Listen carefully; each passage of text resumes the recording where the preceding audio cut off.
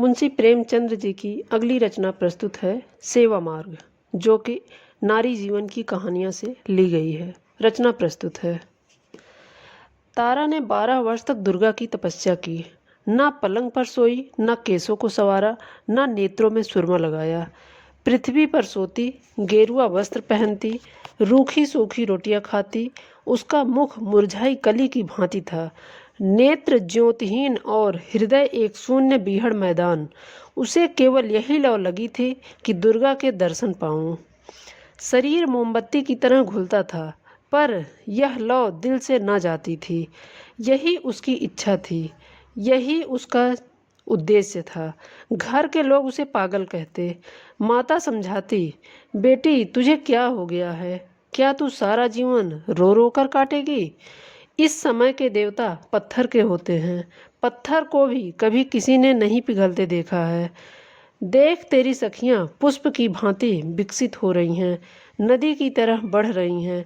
क्या तुझे मुझ पर दया नहीं आती? तारा कहती, माता अब तो जो लगन लगी है वह लगी। या तो देवी के दर्शन पाऊंगी, या यही इच्छा लिए इस संसार से पलायन कर जाऊंगी। तुम समझ लो मैं मर गई।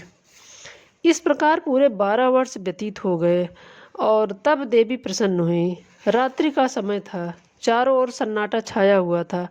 मंदिर में एक धुंधला सा घी का दीपक जल रहा था। तारा दुर्गा के पैरों पर माथा नवाए सच्ची भक्ति का परिचय दे रही थी। यकायक उस पाषाण मूर्ति देवी के तन में स्फूर्ति प्रकट हुई। तारा के रोंगटे खड़े हो गए। वह धुंधला दीपक दैदीप्यमान हो गया। मंदिर में चित्ताकर्षक सुगंध फैल गई और वायु में सजीवता प्रतीत होने लगी। देवी का उज्जवल रूप पूर्ण चंद्रमा की भांति चमकने लगा। ज्योतिहीन नेत्र जगमगा उठे, होंठ खुल गए। आवाज आई, तारा मैं तुमसे प्रसन्न हूँ, मांग क्या वर मांगती है? तारा खड़ी हो गई। उसका शरीर इस भांति कांप रहा था जैसे प्रातः काल के समय कंपित स्वर में किसी कृषक के गाने की ध्वनि। उसे मालूम हो रहा था मानो वह वायु में उड़ी जा रही है। उसे अपने हृदय में उच्च विचार पूर्ण प्रकाश का आभास हो रहा था। उसने दोनों हाथ जोड़कर भक्ति भाव से कहा, भगवती तुमने मेरी 12 वर्ष की तपस्या पूरी करी। किस मुख से तुम्हारा गुणगान पाऊं? मुझे संसार की वे अलभ्य वस्तुएं प्रदान हो जो इच्छाओं की सीमा और मेरी अभिलाषाओं का अंत है। मैं वह ऐश्वर्य चाहती हूँ जो सूर्य की भांति मात कर दे। देवी ने मुस्कुराकर कहा, स्वीकृत है। तारा, वह धन जो काल चक्र को भी लज्जित करे। देवी ने मुस्कुराकर कहा, स्वीकृत है। तारा, वह सौंदर्य जो अद्वितीय हो। देवी ने मुस्कुराकर कहा, यह भी स्वीकृत है। तारा कुंवर ने रात्रि जागकर व्यतीत की। प्रभात काल के समय उसकी आंखें क्षण भर के लिए झपक गई। जागी तो देखा कि मैं सिर से पांव तक हीरे व जवाहिरों से लदी हूँ। उसके विशाल भवन के कलश आकाश से बातें कर रहे थे। सारा भवन संगमरमर से बना हुआ, अमूल्य पत्थरों से जड़ा हुआ। द्वार पर नौबत बज रही है। उसके आनंददायक सुहावने शब्द आकाश में गूंज रहे थे। द्वार पर मीलों तक हरियाली छाई थी। दासियां स्वर्णाभूषणों से लदी हुई, सुनहरे कपड़े पहने हुए चारों ओर दौड़ती थी। तारा को देखते ही वे स्वर्ण के लोटे और कटोरे लेकर दौड़ी। तारा ने देखा, मेरा पलंग हाथी दांत का है। भूमि पर बड़े कोमल बिछौने बिछे हुए हैं। सिरहाने की ओर एक बड़ा सुंदर ऊंचा शीशा रखा हुआ है। तारा ने उसमें अपना रूप देखा, चकित रह गई। उसका सुंदर रूप चंद्रमा को भी लज्जित कर रहा था। दीवार पर अनेकानेक सुप्रसिद्ध चित्रकारों के मनमोहक चित्र टंगे थे, पर ये सब के सब तारा की सुंदरता के आगे तुच्छ थे। तारा को अपनी सुंदरता पर गर्व हुआ। वह कई दासियों को लेकर वाटिका में गई। वहां की छटा देखकर वह मुग्ध हो गई। वायु में गुलाब और केसर घुले हुए थे। रंग बिरंगे पुष्प वायु के मंद मंद झोंकों से मतवालों की तरह झूम रहे थे। तारा ने एक गुलाब का फूल तोड़ लिया और उसके रंग और कोमलता की ओर अपने अधर पल्लव से समानता करने लगी। गुलाब में वह कोमलता न थी, वाटिका के मध्य में एक बिल्लौर जटित हौज था। इसमें हंस और बतख किलोले कर रहे थे। यकायक तारा को ध्यान आया, मेरे घर के लोग कहाँ हैं? दासियों से पूछा। उन्होंने कहा, श्रीमती, वे लोग पुराने घर में हैं। तारा ने अपनी अटारी पर जाकर देखा। उसे अपना पहला घर एक साधारण झोपड़ी की तरह दृष्टिगोचर हुआ। उसकी बहनें उसकी साधारण दासियों के समान भी न थीं। माँ को देखा, वह आंगन में बैठी चरखा कात रही थी। तारा पहले सोचा करती थी कि जब मेरे दिन चमकेंगे तो मैं इन लोगों को भी अपने साथ रखूंगी और उनकी भली भांति सेवा करूंगी। पर इस समय धन के गर्व से उसकी पवित्र हार्दिक इच्छा को निर्बल बना दिया था। उसने घर वालों को स्नेह रहित दृष्टि से देखा और तब वह उस मनोहर गान को सुनने चली गई जिसकी प्रतिध्वनि उसके कानों में आ रही थी। एक बारगी जोर से धड़ाका हुआ, बिजली चमकी और बिजली की छटाओं से एक ज्योति स्वरूप नवयुवक निकलकर तारा के सामने विनम्रता के साथ खड़ा हो गया। तारा ने पूछा, तुम कौन हो? नवयुवक ने कहा, श्रीमती, मुझे विद्युत सिंह कहते हैं। मैं श्रीमती का आज्ञाकारी सेवक हूँ। उसकी विदा होते ही वायु के उष्ण झोंके चलने लगे। आकाश में एक प्रकाश दृष्टिगोचर हुआ। वह क्षण मात्र में उतरकर तारा कुंवर के समीप ठहर गया। उसमें से एक ज्वालामुखी मनुष्य ने निकलकर तारा के पदों को चूमा। तारा ने पूछा, तुम कौन हो? उत्तर दिया, श्रीमती, मेरा नाम अग्नि सिंह है। मैं श्रीमती का आज्ञाकारी सेवक हूँ। वह अभी जाने भी न पाया था कि एक बारगी सारा महल ज्योति से प्रकाशमान हो गया। जान पड़ता था सैकड़ों बिजलियाँ चमक रही हूँ। वायु सेवक हो गई। एक जगमगाता हुआ सिंहासन आकाश पर दीख पड़ा। वह शीघ्रता से पृथ्वी की ओर चला और तारा कुंवर के पास आकर ठहर गया।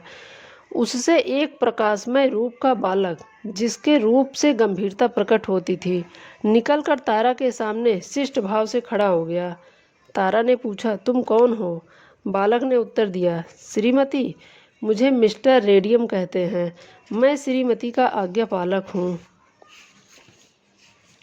धनी लोग तारा के भय से थर्राने लगे। उसके आश्चर्यजनक सौंदर्य ने संसार को चकित कर दिया। बड़े बड़े महीपति उसकी चौखट पर माथा रगड़ने लगे। जिसकी ओर उसकी कृपा दृष्टि हो जाती वह अपना अहोभाग्य समझता, सदैव के लिए उसका बेदाम का गुलाम बन जाता। एक दिन तारा अपनी आनंद वाटिका में टहल रही थी। अचानक किसी के गाने का मनोहर शब्द सुनाई दिया। तारा विक्षिप्त हो गई। उसके दरबार में संसार के अच्छे अच्छे गवैये मौजूद थे, पर वह चित्ताकर्षकता जो इन सुरों में थी कभी अवगत ना हुई थी। तारा ने गायक को बुलावा भेजा। एक क्षण के अनंतर वाटिका में एक साधु आया, सिर पर जटाए, शरीर में भस्म रमाए। उसके साथ एक टूटा हुआ बीन था। उसी से वह प्रभावशाली स्वर निकलता जो हृदय के अनुरक्त स्वरों से कहीं प्रिय था। साधु आकर हौज के किनारे बैठ गया। उसने तारा के सामने शिष्ट भाव नहीं दिखाया, आश्चर्य से इधर उधर दृष्टि नहीं डाली। वह रमणीय स्थान पर वह अपना सुर अलापने लगा। तारा का चित्त विचलित हो उठा। दिल में अपार अनुराग का संचार हुआ। मदमत्त होकर टहलने लगी। साधु के सुमनोहर मधुर आलाप से पक्षी मग्न हो गए।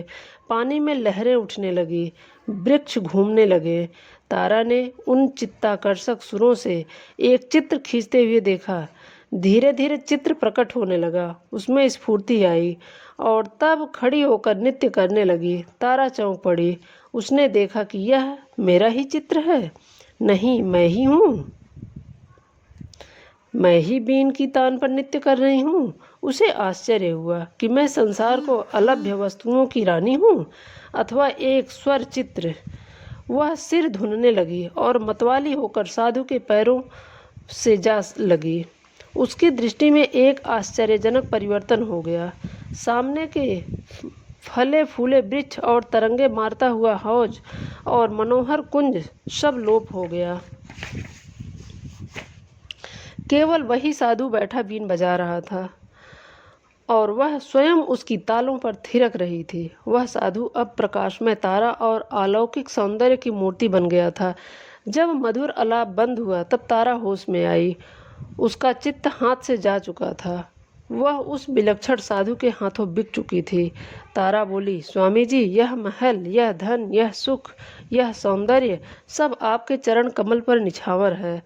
इस अंधेरे महल को अपने कोमल चरणों से प्रकाशमान कीजिए। साधु साधुओं को महल और धन का क्या काम? मैं इस घर में नहीं ठहर सकता। तारा, संसार के सारे सुख आपके लिए उपस्थित हैं। साधु, मुझे सुखों की कामना नहीं। तारा, मैं आजीवन आपकी दासी रहूंगी।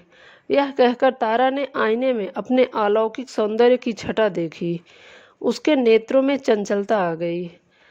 साधु, नहीं तारा कुंवरी, मैं इस योग्य नहीं हूँ। यह कहकर साधु ने बीन उठाया और द्वार की ओर चला।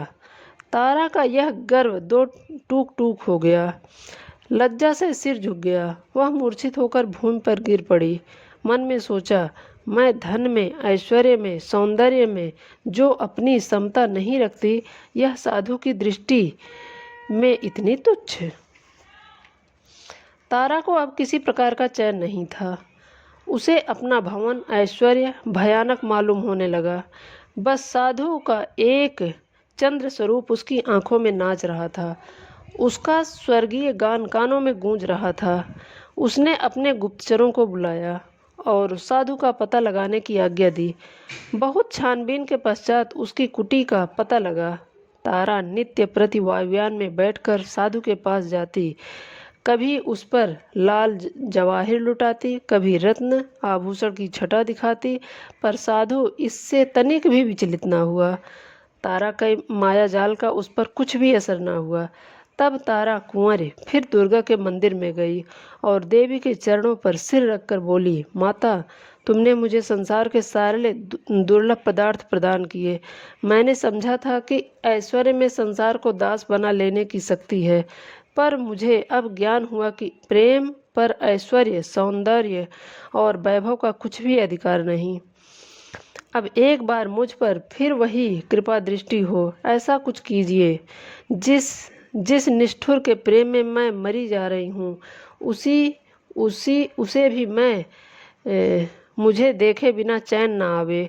उसकी आंखों में भी नींद हराम हो जाए। वह भी मेरे प्रेम पद में चूर हो जाए। देवी के होंठ खुले। वह मुस्कुराई। उसके अधर पल्लव विकसित हुए। बोली, सुनाई दी, तारा, मैं संसार के सारे पदार्थ प्रदान कर सकती हूँ, पर स्वर्ग सुख मेरी शक्ति से बाहर है। प्रेम स्वर्ग सुख का मूल है। तारा, माता, संसार के सारे ऐश्वर्य मुझे जंजाल जान पड़ते हैं। बताइए, मैं अपने प्रीतम को कैसे पाऊंगी?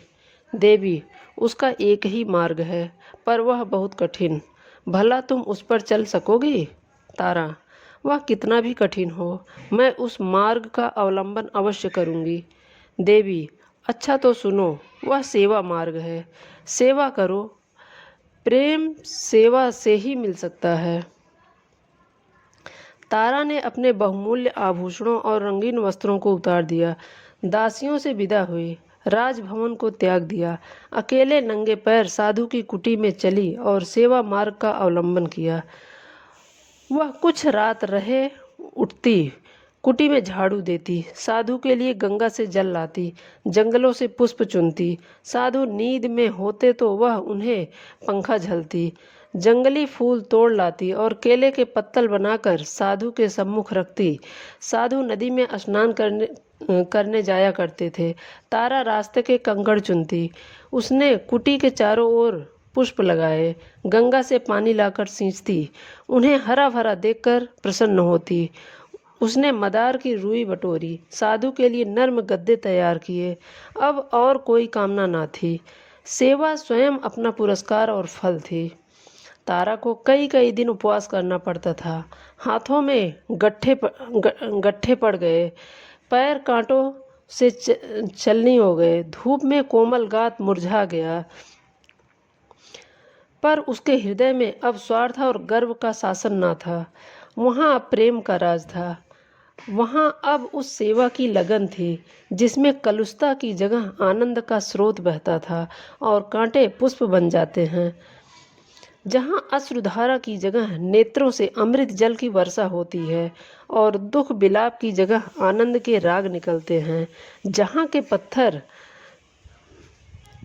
पत्थर रूई से ज़्यादा कोमल हैं और शीतल वायु से भी मनोहर। तारा भूल गई कि मैं सौंदर्य में अद्वितीय हूँ। धन विलासिनी तारा अब केवल प्रेम की दासी थी। साधु को वन के खगों और मृगों से प्रेम था। वे कुटी के पास एक चित्र हो जाते। तारा उन्हें पानी पिलाती, दाने चुगाती, गोद लेकर उनका दुलार करती। विषधर सांप और भयानक जंतु उनके प्रेम के प्रभाव से उसके सेवक हो गए। बहुधा रोगी मनुष्य साधु के पास आशीर्वाद लेने आते थे। तारा रोगियों की सेवा शुश्रूषा करती, जंगल से जड़ी बूटियां ढूंढ लाती, उनके लिए औषधि बनाती, उनके घाव धोती, घावों पर मरहम रखती, रात भर बैठी उन्हें पंखा झलती। साधु के आशीर्वाद को उसकी सेवा प्रभावयुक्त बना देती थी।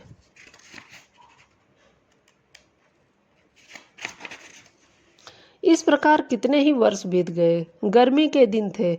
पृथ्वी तवे की तरह जल रही थी। हरे भरे वृक्ष सूख जाते थे। गंगा गर्मी से सिमट गई। तारा को पानी लेने के लिए बहुत दूर रेत में चलना पड़ता था। उसका कोमल अंग चूर चूर हो गया। जलती हुई रेत में तलवे भुन जाते। इसी दिशा में एक दिन वह हताश होकर एक वृक्ष के नीचे क्षण भर दम लेने के लिए बैठ गई। उसके नेत्र बंद हो गए। उसने देखा, देवी मेरे सम्मुख खड़ी कृपा दृष्टि से मुझे देख रही है। तारा ने दौड़कर उनके पदों को चूमा। देवी ने पूछा, तारा तेरी अभिलाषा पूरी हुई? तारा, हाँ माता, मेरी अभिलाषा पूरी हुई। देवी, तुझे प्रेम मिल गया? तारा, नहीं माता, मुझे उससे भी उत्तम पदार्थ मिल गया। मुझे प्रेम के हीरे के बदले सेवा का पारस मिल गया। मुझे ज्ञान हुआ कि प्रेम सेवा का चाकर है। सेवा के सामने सिर झुकाकर अब मैं प्रेम भिक्षा नहीं चाहती। अब मुझे किसी दूसरे सुख की अभिलाषा नहीं। सेवा ने मुझे प्रेम, आदर, सुख सबसे निर्वृत्त कर दिया। देवी इस बार मुस्कुराई नहीं। उसने तारा को हृदय से लगाया और दृष्टि से ओझल हो गई। संध्या का समय था। आकाश में तारे ऐसे चमकते थे जैसे कमल पर पानी की बूंदें। वायु में चित्ताकर्षक शीतलता आ गई थी। तारा एक वृक्ष के नीचे खड़ी चिड़िया को दाना चुगाती थी कि यकायक साधु ने आकर उसके चरणों पर सिर झुकाया और बोला, तारा, तुमने मुझे जीत लिया। तुम्हारा ऐश्वर्य, धन और सौंदर्य जो कुछ ना कर सका वह तुम्हारी सेवा ने कर दिखाया। तुमने मुझे अपने प्रेम में आसक्त कर लिया। अब मैं तुम्हारा दास हूँ। बोलो, तुम मुझसे क्या चाहती हो? तुम्हारे संकेत पर अब मैं अपना योग और वैराग्य सब कुछ न्यौछावर कर देने के लिए प्रस्तुत हूँ।